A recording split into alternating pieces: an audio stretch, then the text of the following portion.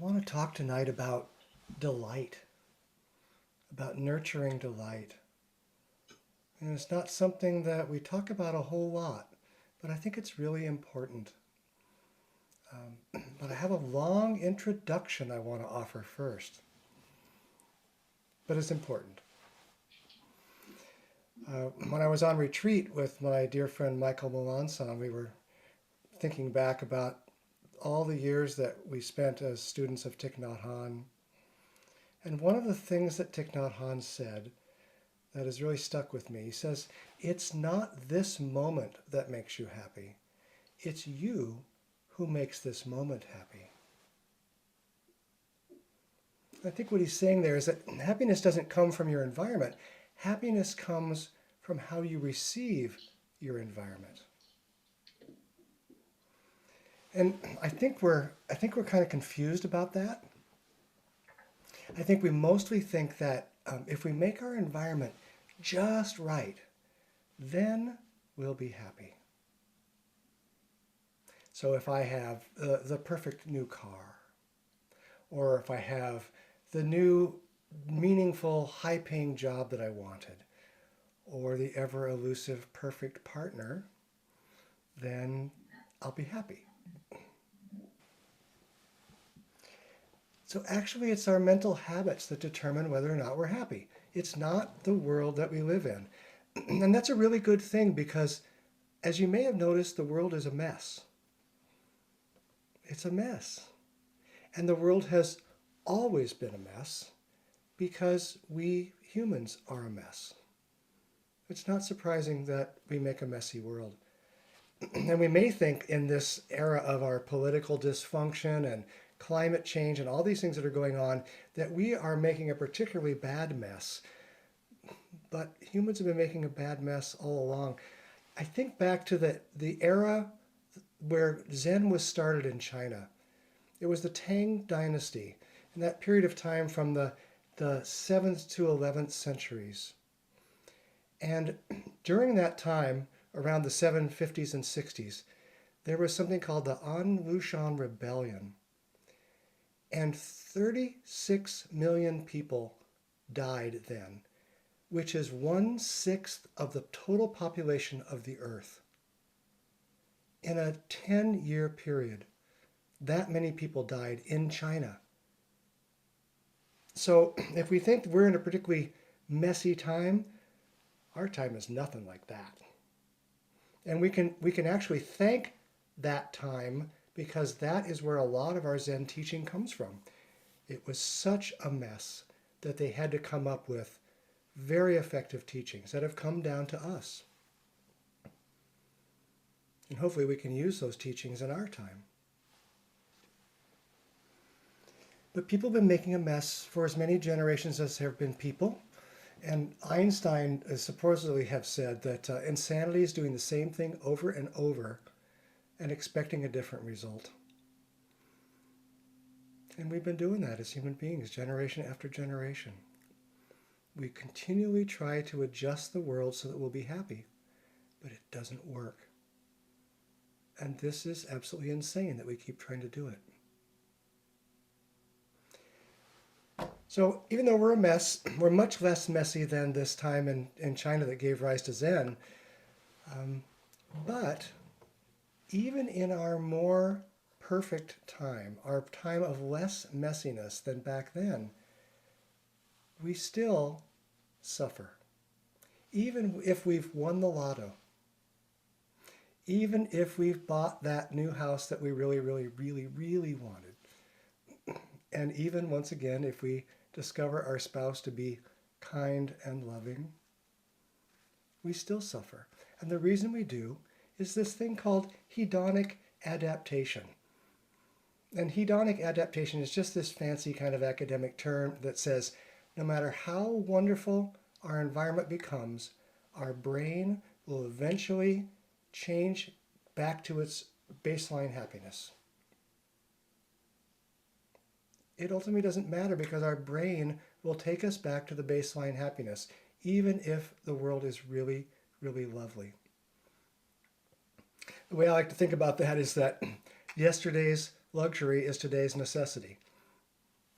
We think we'll be really, really happy when we get this, but then we have to have it in order to be happy. And all you have to do to really to see this is look around at the tabloid sort of magazines and websites and TV shows where there are people who want nothing more than to be rich and famous. And so they do these things to get rich and famous. And then they become rich and famous.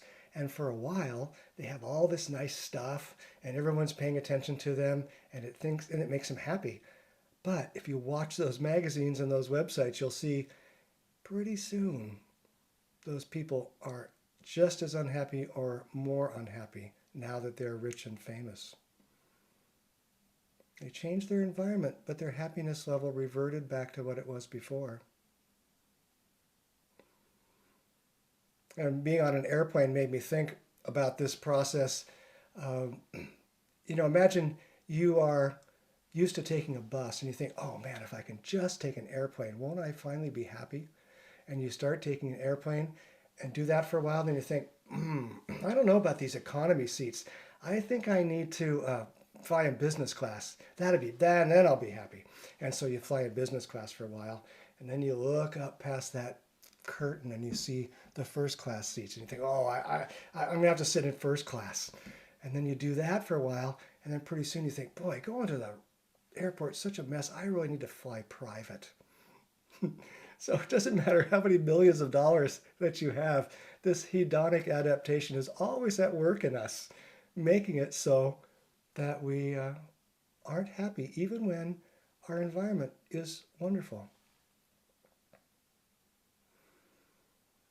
The question then becomes, how do we get ourselves out of this mess? We make messes chronically as humans. What do we do about that? And we know we can't change the world. We've been trying.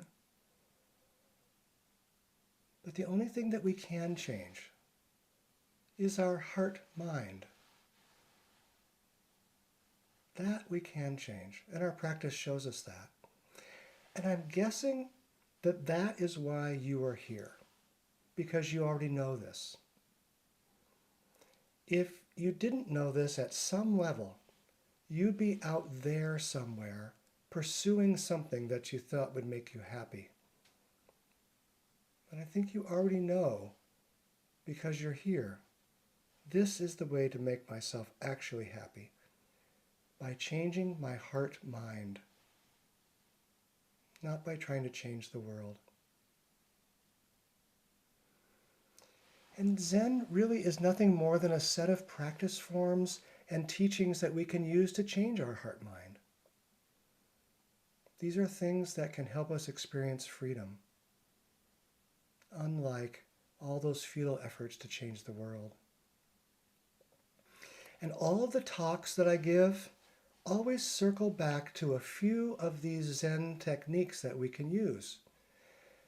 And the irony is, I can describe those techniques in some detail, and I can encourage each of us to use them, but it's up to you whether you actually use the techniques deeply enough to set yourself free.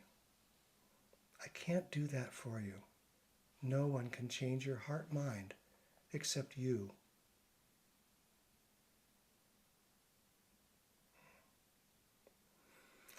And tonight I want to talk about one of these techniques that we can use to change our heart mind. And that technique is nurturing delight. Nurturing delight.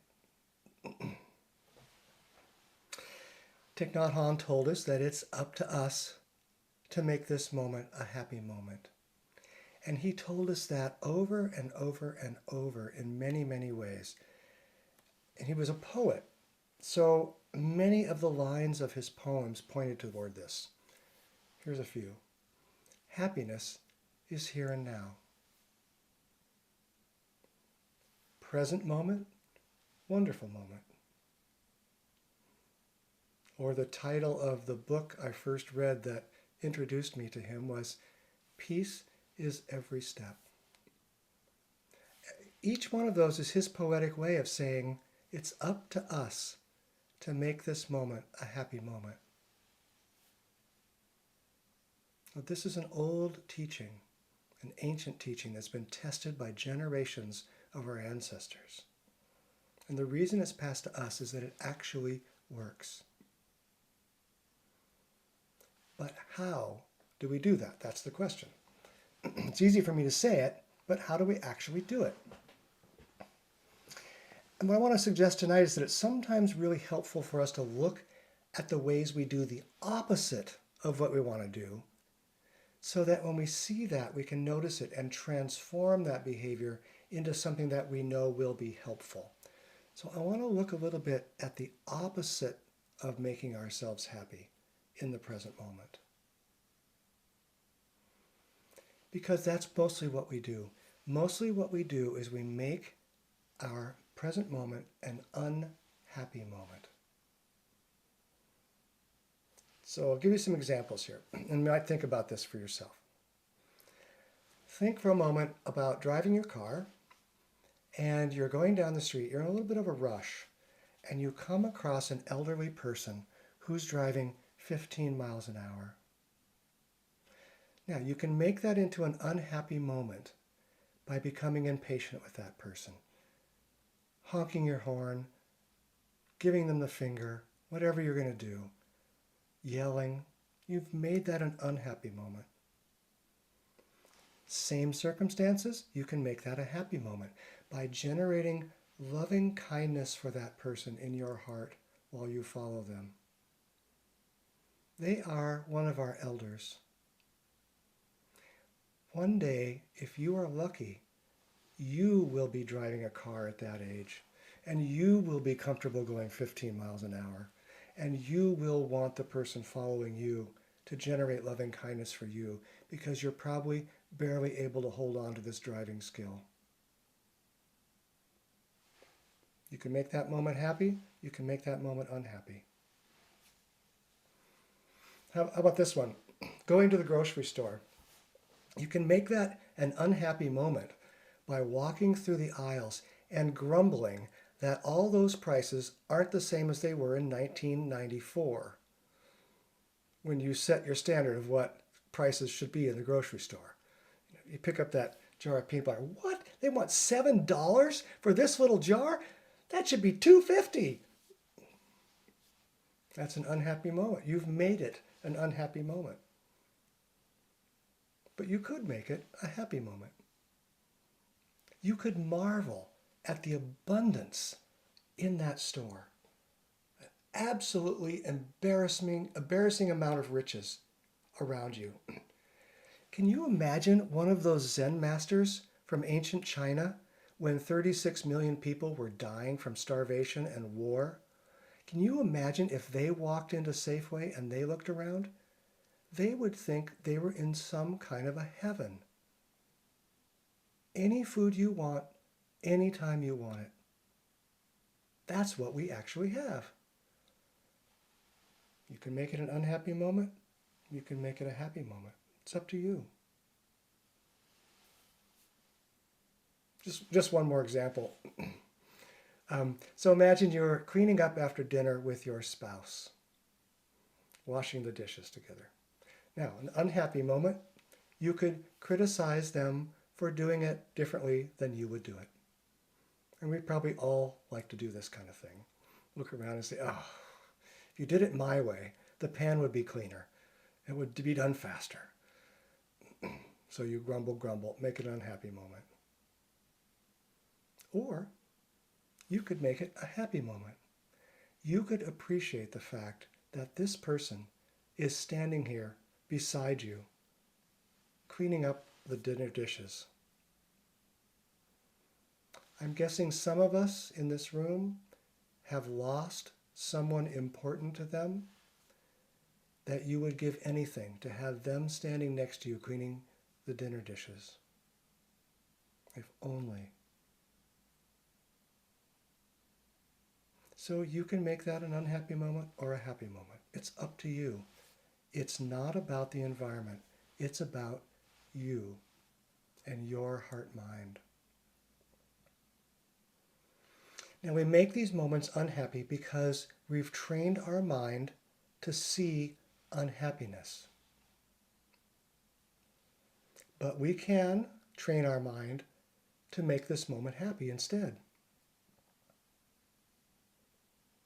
And we can do that by, instead of seeing the elements of unhappiness, we can see the elements of happiness. And the best way I know to do this is by nurturing delight. That's the best way I know how to train my mind to see the happy moments. Now here's how I define delight, because this might mean a lot of different things to different people. So delight is the pleasure we feel when we are deeply in contact with reality. I'll say that again. Delight is that kind of pleasure we feel when we're deeply in contact with reality. So delight naturally arises when we are in deep contact with something that we like. This is the easy way. So for instance, we could walk out of sitting tonight and we could see a beautiful sunset. And it would be easy for delight to come up. Or we could look across the room right now and we could see one of our friends in the Sangha smiling. And it would be so easy to feel delight about that.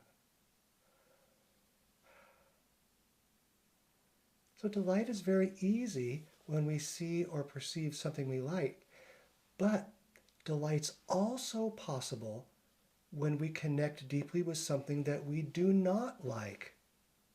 Now that sounds counterintuitive, but I've been practicing that for this past week. I've been sick. I have a bunch of symptoms that I don't like. My nose is running. I'm coughing. My throat is sore. I don't like that. But even though I don't like it, if I let go of my aversion to those things, of my wishing that they would go away and push them away and needing to take a medicine to make them go away, if I can just simply be with them, the sensations of these symptoms can actually be delightful. I'm only unhappy about them because I don't want them there. It's not the symptoms that make me unhappy. It's my not wanting them to be there that makes me unhappy.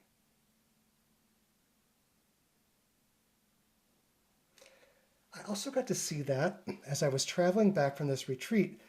I got to the SeaTac airport and I called up the parking lot to come and pick me up with the van so I could go and get my car. And I stood there and it didn't arrive, and it didn't arrive, and it didn't arrive. And I had a party to go to celebrate my parents' 67th wedding anniversary, and I was getting later and later. Now, I could have told the story of suffering. Why? Why is this happening? What is the problem here? Why can't they just... But instead, I was able, probably because I'd just been on retreat and I was well settled, I was able to stand there and feel the warm summer Seattle air on my face and watch the people walking by and see the children smiling. And so even in the midst of something I did not like, this delay, delight was there. Delight is possible even when the world doesn't initially seem delightful. We don't have to wait for the world to be perfect for us to be delighted with the world. If we do that, we're going to wait a long time, a really long time. So one of the reasons that we want to nurture delight like this is that delight is an antidote to clinging and aversion. I'll say that again. We want to nurture delight because delight is an antidote to clinging and aversion. Now, the Buddha taught us that suffering arises from what he called the three poisons, and those are clinging, aversion, and ignorance. So delight is an antidote to those.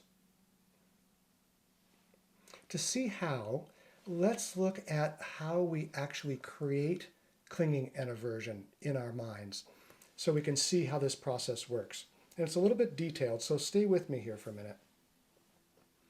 It's a three-step process. The first process we call sense contact. And that means that something has tickled one of our sense organs. Some light has entered our eyeball. Or pressure waves moving through the air have wiggled our eardrum. Or here's one that's maybe a little less intuitive. A thought has arisen in our mind. This is what we call in Buddhism a sense contact. So that's the first step. The second step is that our brain-body system creates a sense perception from that interaction between outside stimuli and our sense organ. So the light has come in and we see something. This is the sense perception. The air wiggles, our eardrum vibrates, and we hear something. This is the creation of a sense perception. A thought arises in our mind, and we create follow-on thoughts. This is, again, a sense perception. And these two steps together are really wonderful because it's really what makes us know that we're alive. If we were a rock, for instance, this would not be happening. So it's very lucky that we have sense organs and that when something touches our sense organs, we have a sense perception. It's how we interact with the world.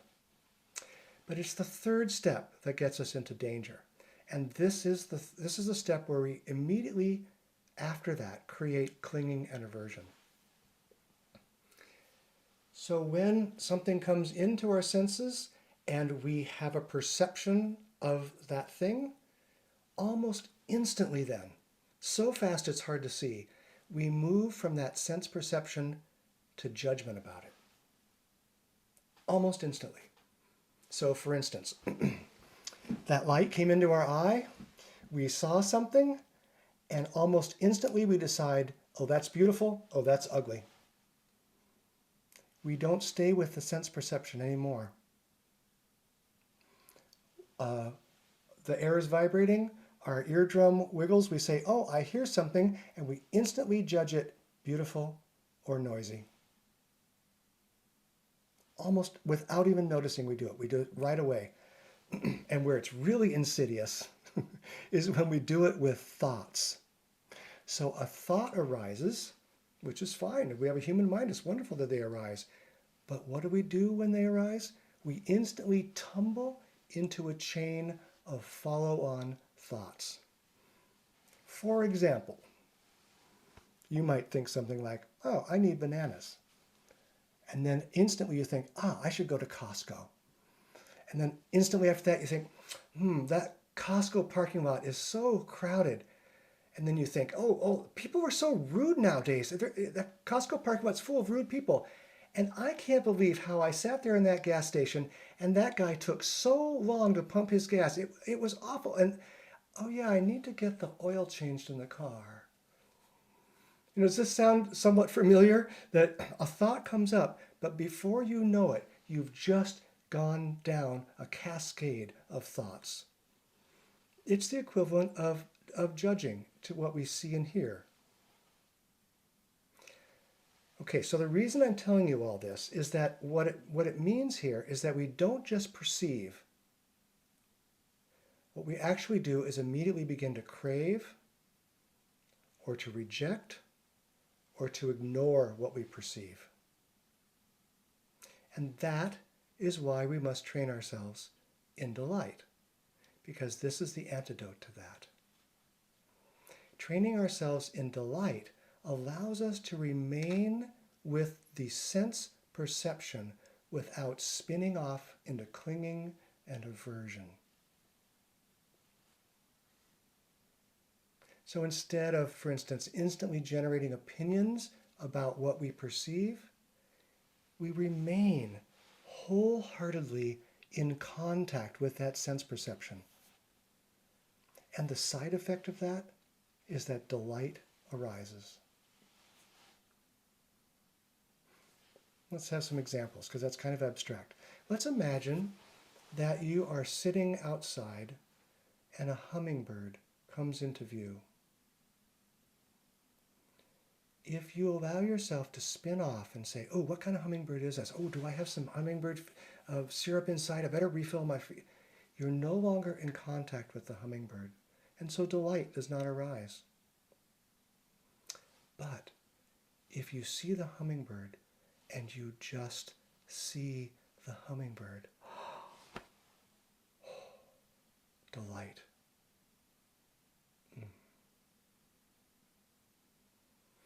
Same thing might happen with, you might leave the Zendo tonight and you might hear one of the boats out in the water sound its horn.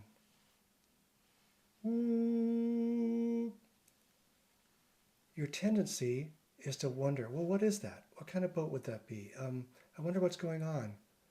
You're not in contact anymore, so delight does not arise.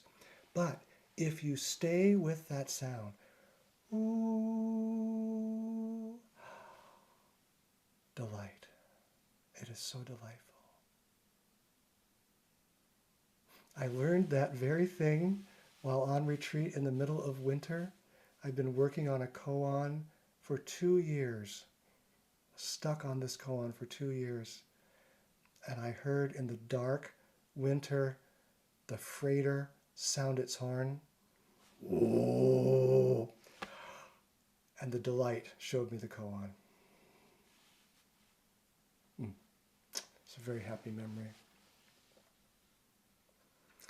The reason this kind of delight arises when we're in contact with our sense perceptions is because we are free.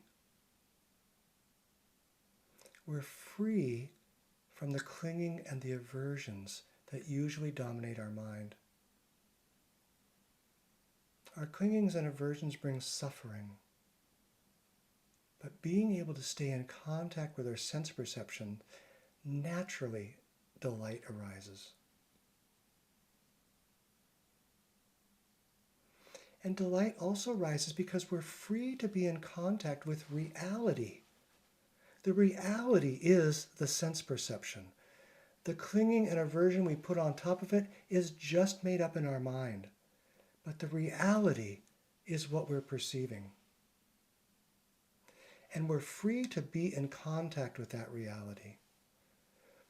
And one of the reasons it feels so delightful when we're in contact with reality is that we see that we inter-are with that thing that we perceive.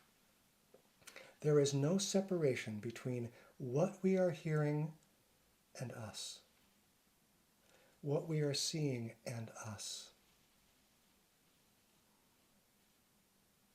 So delight arises because we are free to be the breeze we feel on our cheek, to be the caw of the crow,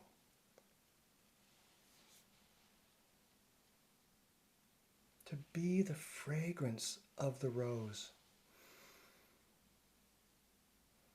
We inter-are, and there is such freedom when we taste that state of interbeing.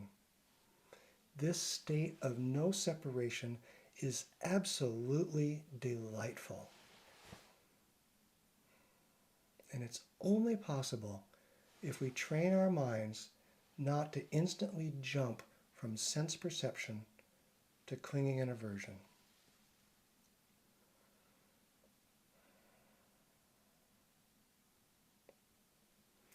Now you might be wondering, we've used this term delight, and you might be wondering, is delight actually something I'm grasping after? So I want to just say a few words about that because it's not the same thing. Delight is not grasping. It's not clinging. When you're grasping after something, you see something and you want more of it. And so you grab after it. Or conversely, you could be pushing it away. But when you see it, oh, I want that. And not only that, you see it and you want that thing that you're grasping after to last forever. And delight is not like that. Delight is the feeling that arises when we see the interbeing harmony that we are a part of. And it happens in the present moment. It's not worried about the future, grabbing after something, holding on to something. It's about now. So we take delight in this orange that's in our hand right now. And we're not grasping after 10 more oranges that we want to have. This one is right here, and it's delightful.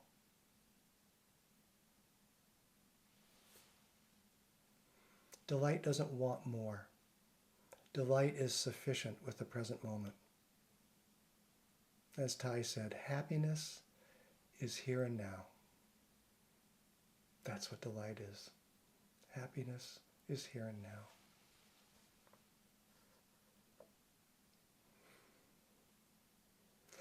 I'm a musician, and so an analogy came up for me about how to describe what delight is. It seems to me that delight is like a tuning fork. You know what a tuning fork is? Have you seen these that musicians use to tune their instruments? So a tuning fork is this metal thing that vibrates at a particular pitch. And the one that we use as musicians oftentimes is to tune to an A note. And this tuning fork vibrates at 440 vibrations a second. And we can count on that. We know that every time we boom the tuning fork, it's 440 vibrations a second. And musicians then tune their instruments to those tuning forks so that as musicians want to play together, they're tuned harmoniously to each other. You can tune an instrument, be in tune with itself, but not in tune with other instruments. So if you want to tune your cello to itself and then want to play with a piano and it's not tuned to the same tuning fork, they won't sound harmonious together. Now, we go through life tuned to a certain pitch ourselves as individuals. And oftentimes that pitch is something like anger or rushing or depression or submissiveness or whatever our particular place we've tuned it is. And we don't tune ourselves to the pitch of delight. We've tuned ourselves to the pitch of suffering instead. And so our life is no longer in tune with reality. So delight is like the tuning fork that brings us back into harmony with all things. We know when we feel delight what the proper pitch to tune ourselves to is, and it brings us back into the harmony of interbeing. But it's so easy for us to get detuned by craving and avoiding and ignoring. And so we slip out of tune with the just thisness of life, and we end up playing our own discordant song of suffering. But when we nurture delight, we end up staying in touch with our present moment awareness and come back into tune with reality, because everything is tuned to that pitch of delight. And we know that we are in touch with reality when delight is present, because that is the pitch that everything is tuned to. So being delighted means that we are in harmony with life. We can trust the tuning fork of delight, and we can tune ourselves to that. Okay, so just one thing to end here, and then I'd like to invite us to do an activity and then have a little bit of discussion. I want to go back to one of one of our Zen ancestors who said this. It was Dogen that said this. He said, to forget the self is to be enlightened by the myriad things of the world. To forget the self is to be enlightened by the myriad things of the world. And Dogen put in one sentence what I've just spent half an hour telling you. We're saying exactly the same thing.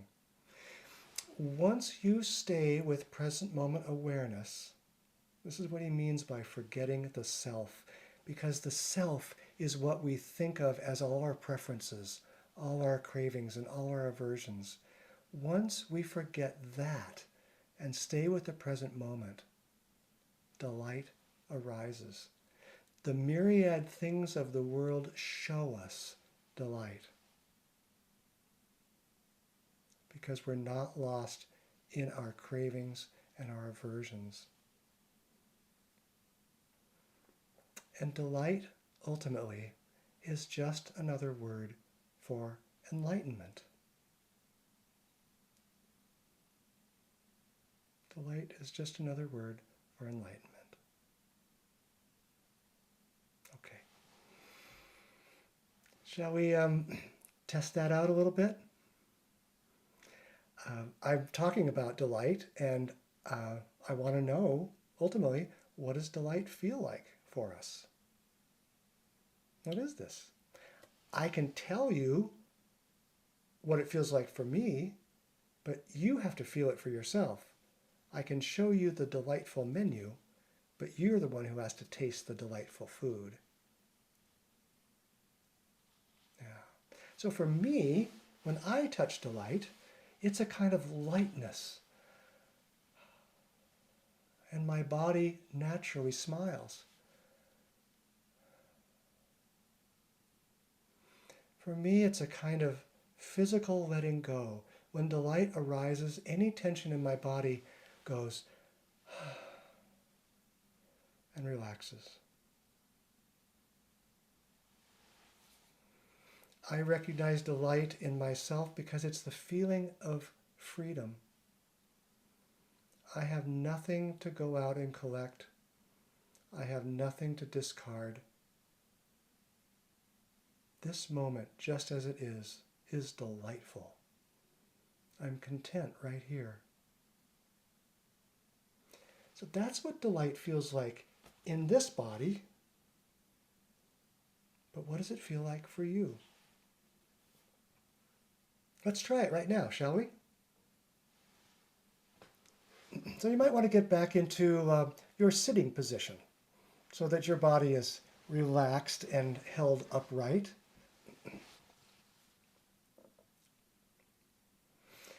And let's begin by touching a raw sense experience that you're having. Maybe it's a sound. Maybe it's something on your skin, a piece of clothing or air. Maybe it's a smell. How about a sight? It could be a sight. Find something that you can touch that's a raw sense experience.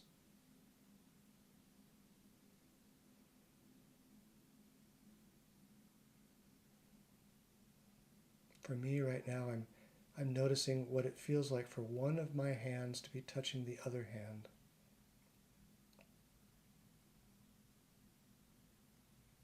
And as you get in touch with that sense experience, notice if you're forming any judgments that you might be able to let go of. I like that. I don't like that. I wish this would end. I want this to last forever. If you notice anything like that, just let that go. Simply sense what is happening.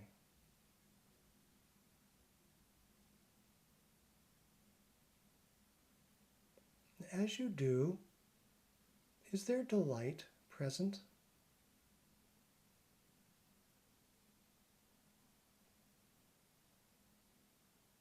Maybe it's a sensation in your body. Maybe it's in your mind or your heart.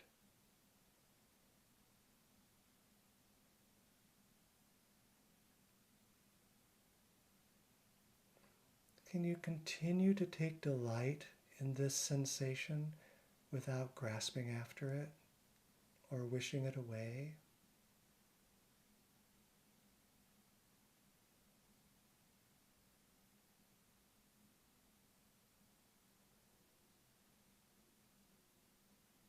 Now, as you do this, please don't worry if you don't feel delight right away.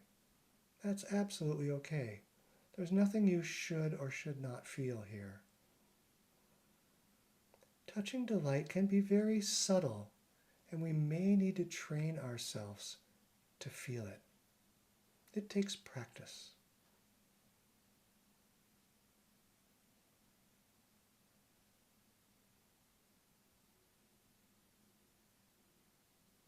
Remember that delight is another word for enlightenment.